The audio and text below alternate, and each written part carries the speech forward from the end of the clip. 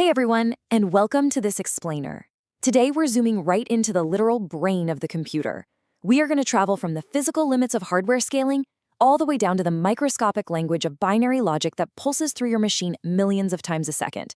So if you've ever wondered how silicon and electricity actually make decisions, well, you are in exactly the right place. Here's a quick look at our roadmap. We're covering the computer's brain, speed and performance, the hardware instruction cycle, speaking binary and operands, instruction formats and logic, and finally, code for making decisions. All right, Section 1, Inside the Computer's Brain. Let's dive right into this by starting at the macro level, the physical CPU components and how they fundamentally connect to memory. Processors have evolved incredibly rapidly, right? We started with these massive, bulky, and really hot vacuum tubes in first-generation systems like the ENIAC. From there, we jumped to transistors, then to integrated circuits, and finally hit the fourth generation, VLSI, or Very Large Scale Integration, which started around the Intel 4004. This whole timeline was historically driven by Moore's Law, that famous observation that transistor counts on a single chip roughly double every 18 to 24 months, giving us way more computing power in way less space. But, here's the catch. Despite this incredible shrinking technology and literally billions of transistors, modern CPUs share a fundamental architectural flaw. It's called the von Neumann bottleneck.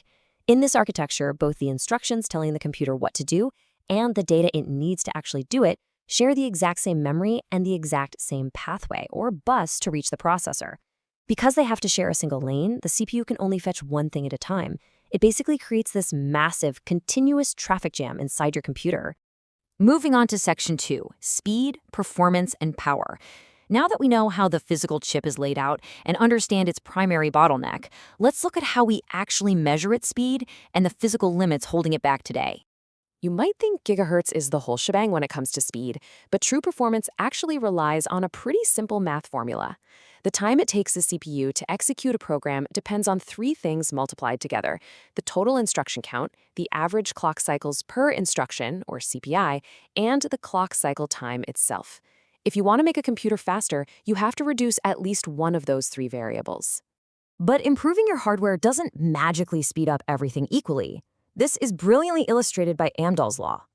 Let's say you invent this massive enhancement that speeds up 40% of a program's execution by an incredible 5 times. You'd probably expect a huge overall boost, right?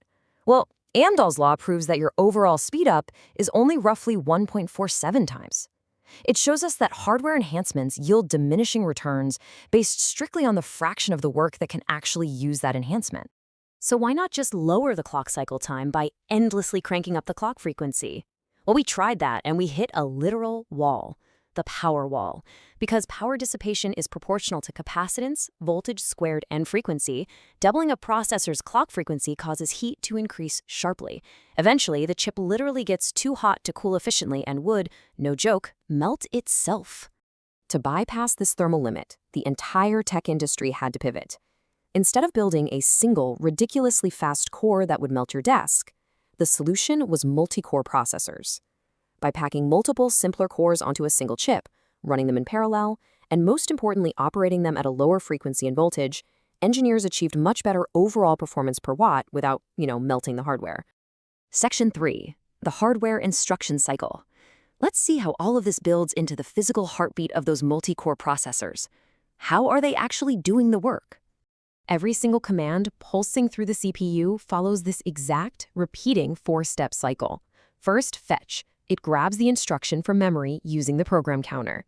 Second, decode. The control unit interprets what the instruction is actually asking it to do. Third, execute. The arithmetic logic unit, or ALU, crunches the math or logic. And finally, store. It writes the result back into a register or memory. Billions of times a second, this cycle is the literal heartbeat of your machine. Section 4, Speaking Binary and Operands.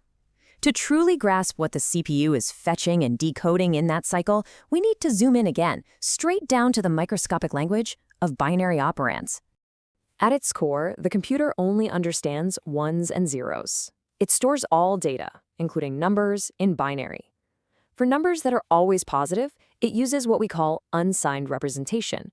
But what about negative numbers? For those, computers use a brilliantly elegant system called 2's complement. In this system, the most significant bit, that's the leftmost bit, indicates the sign. A 0 means it's positive, and a 1 means it's negative. So how does the hardware actually convert a positive number into a -1? It executes this remarkably simple two-step trick. Let's take the number 5, which in 8-bit binary is 0000105. Step 1, you invert all the bits. Every 0 becomes a 1, and every 1 becomes a 0. Step 2, simply add 1 to that result. The final binary string now perfectly represents -5 to the processor's logic gates. It's kind of genius, right? Because of this clever 2's complement trick, an 8-bit architecture has the seamless ability to represent an exact range from -128 to +127. And it handles arithmetic without confusing +0 and -0, which was a massive headache that older systems used to struggle with. Section 5, Instruction Formats and Logic. Now let's explore how those binary numbers are formatted into actual instructions for the computer's brain to decode and process. Think about how a classic architecture, like MIPS, organizes its instructions. The R-type, or register format, which is used for arithmetic, perfectly compartmentalizes a 32-bit instruction into neat little chunks. You've got 6 bits for the opcode, telling it what kind of operation to do, then 5-bit chunks mapping to the exact registers holding the data, and another 6 bits at the end for the specific function. The hardware instantly recognizes this exact layout.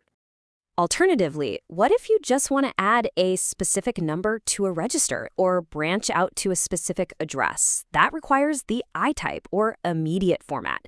The layout changes a bit here. It still starts with the 6-bit opcode, but the back half of the instruction allocates a massive 16-bit block specifically for an immediate, hard-coded numerical value. Once they're formatted, these instructions trigger logical operations right inside the arithmetic logic unit. These operations manipulate individual bits. You have AND for masking, OR for setting bits to 1, XOR for toggling bits, and shift operations that move all the bits left or right. And shifts are absolutely crucial because they serve as an incredibly fast way for the hardware to multiply or divide by powers of 2 without doing complex, time-consuming arithmetic. Let's look at one of those in action to see the true elegance of masking. Imagine the CPU only cares about the last 4 bits of a sequence. By using a logical AND operation against a specific binary mask, in this case, 4 zeros followed by 4 ones, the processor instantly strips away the noise. The top 4 bits become zeros, and exactly what the CPU needs is safely extracted. Section 6, Code for Making Decisions. Finally, let's look at how all these logic gates, binary formats, and instruction cycles translate into actual, complex software decision-making. Software programs aren't just straight lines of math, right? They have to make decisions. They do this via control flow instructions. Instructions like BQ, or branch on equal, and BNE, branch on not equal, actually force the CPU to compare registers. Depending on the result, the CPU alters its program counter to branch or jump to completely different parts of the memory. Let's bring it all together. Take a standard if-else statement that you might write in C or Java. Beneath the surface, this is literally translated into a branch on not equal assembly check. It compares 2 registers, and if they don't match, it tells the hardware to jump away to a subtraction formula block. If they do match, it just continues down into an addition block. So high-level logic is quite literally just low-level routing. We've explored everything from the simplest binary logic up to the physical limitations of modern chips. The sheer ingenuity of the fetch, decode, execute cycle has powered the entire information age. But with Moore's law slowing down and the power wall already forcing us into multi-core workarounds, I want to leave you with this thought. Knowing that memory traffic is our absolute greatest limitation today, what radical, entirely new hardware design do you think will finally emerge to break the von Neumann bottleneck? Thanks for joining me on this explainer, and keep questioning how your technology actually works.